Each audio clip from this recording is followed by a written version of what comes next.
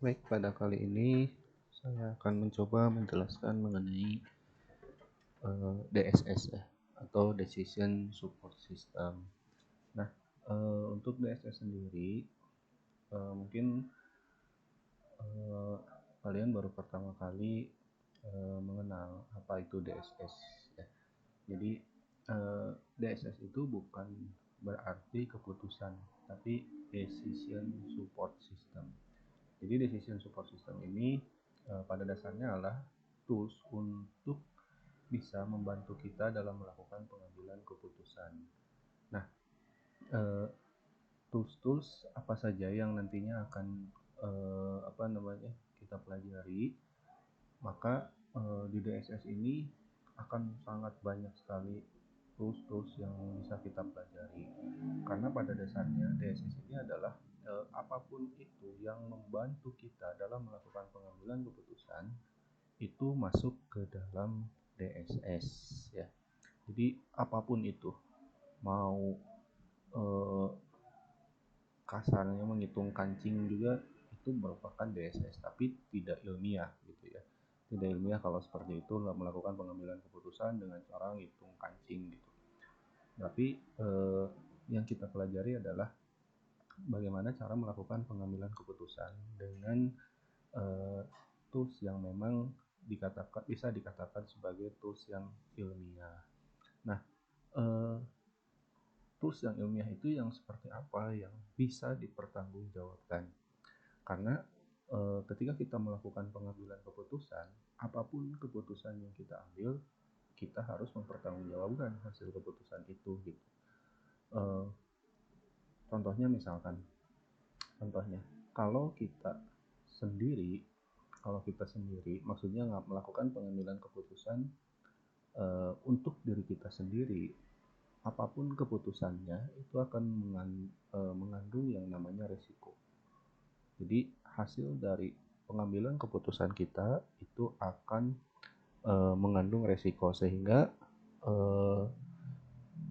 apapun keputusan yang kita ambil pasti mengandung risiko. Makanya bagaimana caranya kita melakukan pengambilan keputusan dengan risiko yang paling kecil, seperti itu.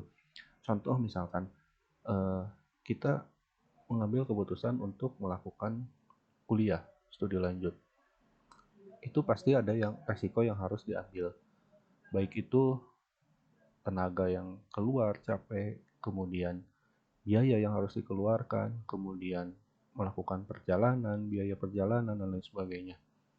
Tapi itu resiko-resiko ketika kita melakukan keputusan untuk melanjutkan kuliah. Contoh lain misalkan ketika kita sendiri saja di rumah nggak melakukan apa-apa, itu pun mengandung yang namanya resiko ya. Sendiri di rumah misalkan tidak melakukan apapun, setiap hari di rumah aja, itu juga mengandung resiko. Dan tidak ngapa-ngapain juga itu suatu keputusan. Jadi apapun keputusannya yang kita lakukan pasti akan mengandung resiko. Nah, jadi urutannya seperti ini. Ini ada masalah.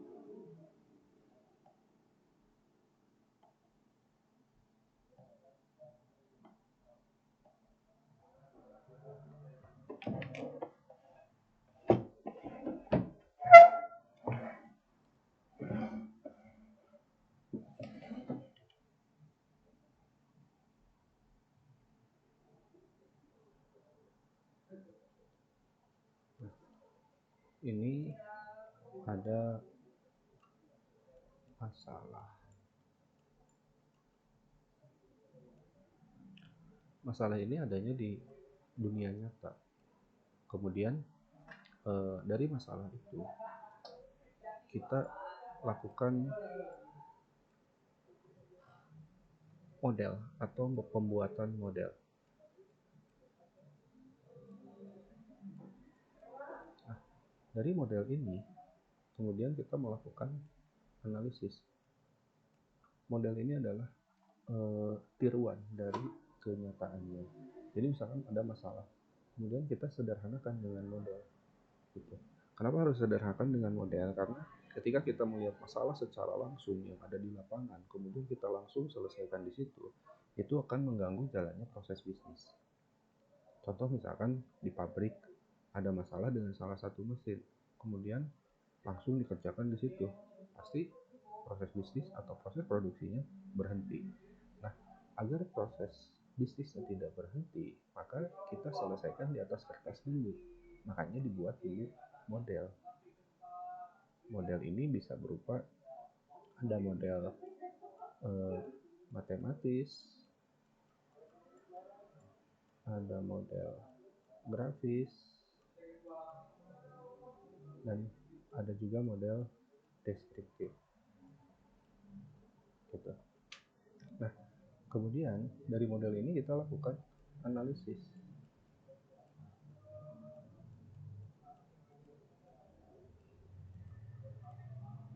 Analisis model. Nah, tergantung pada modelnya model apa dulu.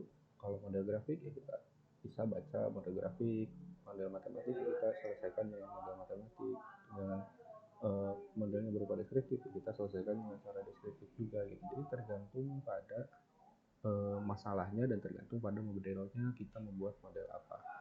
Nah kemudian setelah dianalisis itu kita bisa mendapatkan penyelesaian sementara.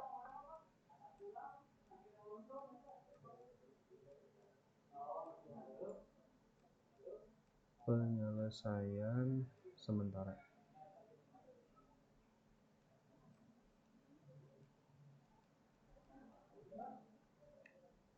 Nah, dari penyelesaian sementara ini, kenapa disebut sementara? Karena ini masih dalam penyelesaian modelnya. Itu masih dalam penyelesaian modelnya, sehingga bisa dikatakan ini hanya penyelesaian sementara saja, belum diaplikasikan, ya, belum diaplikasikan. Nah, di sini penyelesaian sementara itu bisa dikatakan juga sebagai penyelesaian yang optimal, ya, sebagai penyelesaian optimal. Karena apa? Karena disebut optimal, ya kita bisa menyelesaikan di atas kertas dulu, kita optimalkan dulu benar-benar penyelesaiannya itu penyelesaian yang paling baik di antara semuanya. Itu sehingga dikatakan penyelesaian yang optimal. Nah, kenapa bisa optimal? Karena kita selesaikannya di atas kertas dulu, bukan langsung di lapangannya. Nah, ini bisa dijadikan sebagai dasar untuk melakukan pengambilan keputusan.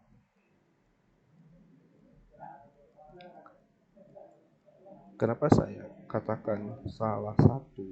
Karena apa? Karena di dalam keputusan ini, dalam melakukan pengambilan keputusan itu tidak hanya hasil penyelesaiannya saja, tapi ada ada hal-hal lain yang perlu diperhatikan oleh si pengambil keputusan. Apa saja hal-hal lain yang perlu diperhatikan? Pertama, adanya pertimbangan manajemen. Nah, pertimbangan manajemen ini ada dua. Pertama, keterbatasan. Karena apa? Setiap organisasi bisnis, apapun itu, pasti memiliki yang namanya keterbatasan. Apapun organisasi bisnisnya, ya, apapun organisasi bisnisnya, pasti memiliki keterbatasan. Baik itu keterbatasan waktu, misalkan, karena sama-sama waktunya di dunia ini 24 jam. Mau perusahaan besar, mau perusahaan kecil, mau orang kaya, orang miskin, siapapun terbatas dengan waktu. Bahkan kalau di perusahaan bukan 24 jam, tapi ada jam kerja lagi dibatasi gitu. Nah, sehingga pasti di dalam apapun perusahaannya pasti akan memiliki keterbatasan. Baik waktu, tenaga, sumber daya, modal, apapun itu pasti terbatas. Sebut saja misalkan Microsoft, perusahaan terbesar di dunia. Pasti yang ada yang terbatas ya, baik sumber dayanya, baik waktunya, modalnya, orang dan segala macamnya pasti terbatas gitu. Kemudian yang kedua, pertimbangan manajemen itu adalah ketidakpastian. Ketidakpastian maksudnya ketidakpastian apa? Ketidakpastian di masa yang akan datang gitu. Karena masa yang akan datang itu selalu tidak pasti. Makanya harus dipertimbangkan oleh manajemen. Itu misalkan penyelesaian eh, penyelesaian yang sementaranya ini adalah eh, harus memproduksi produk sebanyak mungkin. Tapi kan pertama pertimbangannya terbatas. Tidak mungkin untuk memproduksi produk sebanyak itu. Kemudian yang kedua, ada ketidakpastian juga. Ketidakpastiannya apa? Ketidakpastiannya laku nggak di pasaran ketika dijual gitu. Nah sehingga eh, penyelesaian sementara ini dijadikan salah satu saja gitu. Jadikan salah satu eh, pertimbangan untuk melakukan pengambilan keputusan. Nah tadi kemudian yang kedua itu adalah intuisi.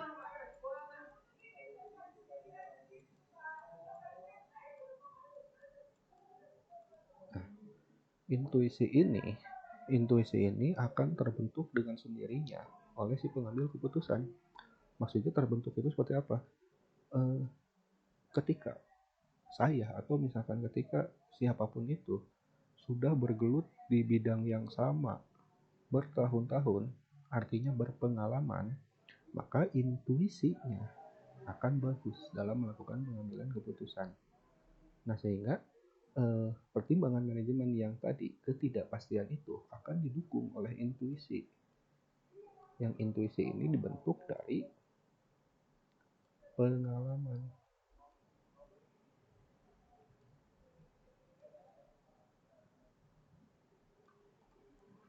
Gitu. Intuisinya akan dibentuk dari pengalaman sehingga pengalaman menjadi hal yang penting. Makanya ketika ada lowongan pekerjaan, misalkan sebagai posisinya manajer, karena manajer itu kerjaannya adalah ngambil keputusan.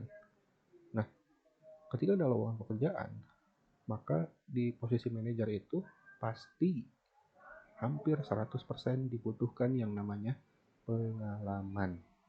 Makanya pengalaman ini kenapa penting? Karena apa? Akan membentuk intuisi dia dalam melakukan pengambilan keputusan sehingga kualitas pengambilan keputusannya akan baik gitu ya. Kualitas pengambilan keputusannya akan baik karena apa? Karena didukung oleh intuisinya yang baik. Intuisinya dari mana? Dibentuk dari pengalaman gitu urutannya. Nah kemudian lakukanlah pengambilan keputusan. Nah pengambilan keputusan ini akan selalu mengandung yang namanya resiko. Nah, resiko inilah yang menjadi masalah kembali. Sehingga ini akan terus muter selama perusahaan itu masih ada. Nah, selama perusahaan masih ada, masalah akan terus ada. Dan sama halnya dengan kita, orang. Selama kita masih hidup, masalah akan terus ada. Bahkan kalau kita sebagai orang setelah meninggal pun masih ada masalah. Karena apa? Ya kita percaya bahwa akan ada kehidupan di masa yang akan datang. Kita masih belum tahu masuk surga atau masuk neraka. Kalau masuk neraka tambah masalahnya. Makanya setelah kita masuk surga, beres masalahnya, bukan setelah kita meninggal. Jadi ketika meninggal hanya beres masalah urusan dunia saja. Nah itu urutannya untuk melakukan pengambilan keputusan. Nah disinilah DSS itu kebanyakan dibahas ya di dunia simbol atau di dunia model itu.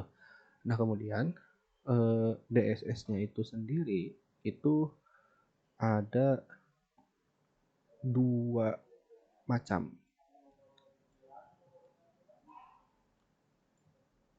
Ada dua aliran, sebut saja gitu.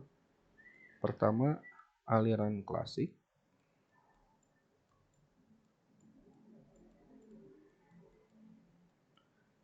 Kedua, aliran modern.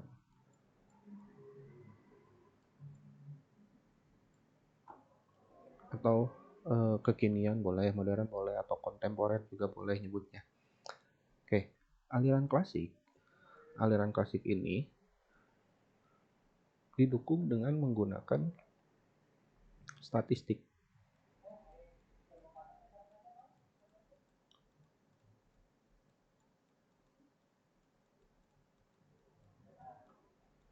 Dan matematik.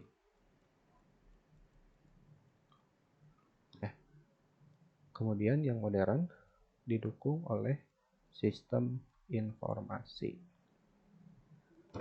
Jadi pada aliran klasik memang kita akan melakukan perhitungan-perhitungan terlebih dahulu untuk bisa melakukan pengambilan keputusan, terutama dalam hal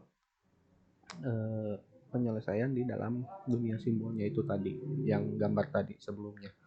Nah makanya di dalam DSS dunia klasik itu akan selalu menggunakan ini, statistik dan matematik.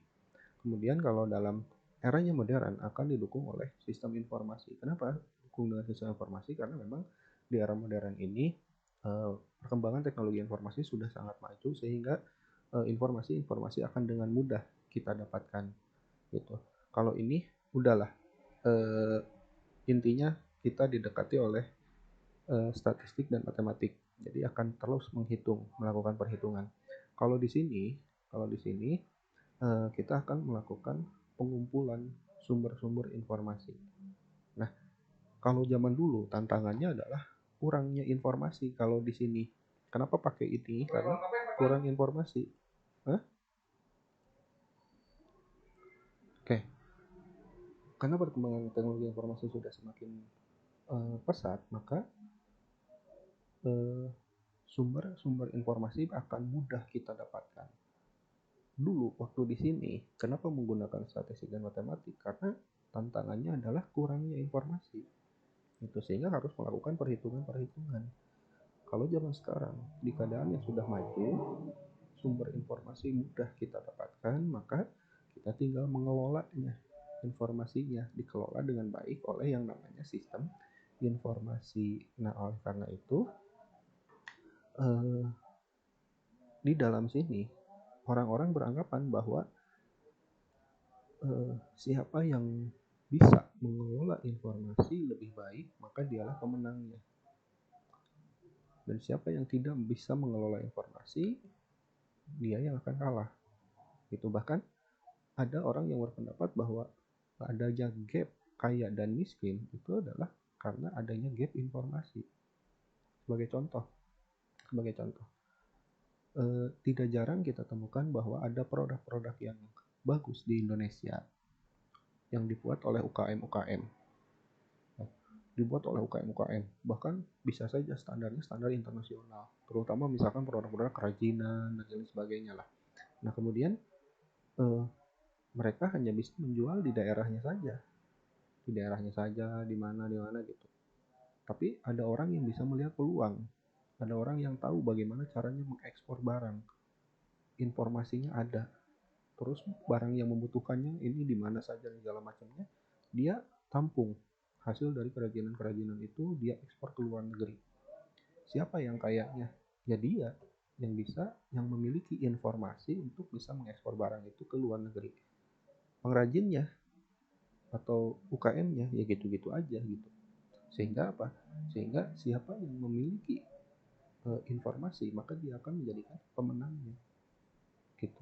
Contoh kecil lagi misalkan yang tahu arah pembangunan kota Bandung itu ke Bandung Timur, ke daerah Gede Bage dan segala macamnya, mereka sudah invest tanah dari dulu waktu daerah sana itu masih sawah dan harganya murah.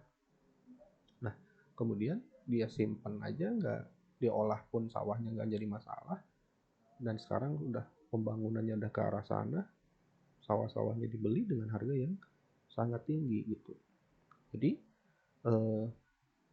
di sini siapa yang bisa mengelola informasi, siapa yang bisa mengetahui informasi, itulah dia yang akan menjadi pemenangnya. Makanya